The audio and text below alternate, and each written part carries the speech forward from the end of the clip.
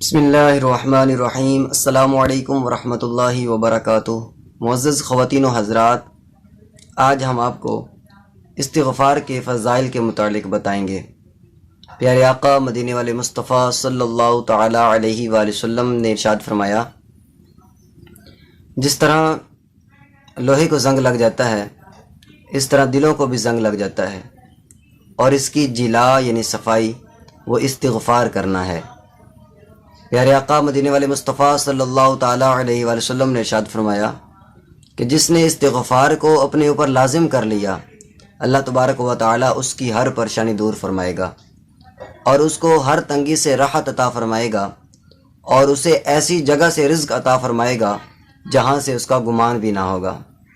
پیارے آقا مدینے والے مصطفیٰ صلی اللہ تعالی علیہ وآلہ وسلم نے فرمایا کہ جو شخص یہ چاہتا ہے، یہ پسند کرتا ہے کہ جب وہ اپنا اعمال نامہ دیکھے تو خوش ہو جائے، تو اس کو چاہیے کہ وہ کثرت کے ساتھ استغفار کرے۔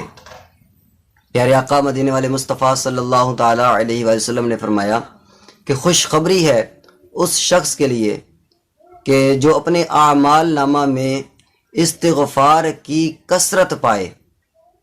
محترم سامعین کرام، ہمیں بھی چاہیے کہ ہم استغفار کی کثرت کریں۔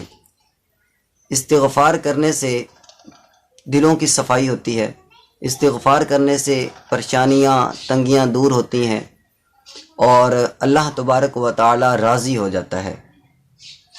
اللہ تبارک و تعالی ہمیں کثرت کے ساتھ استغفار کرنے کی توفیق عطا فرمائے۔ آمین بجاہ النبی الامین صلی اللہ تعالی علیہ وسلم۔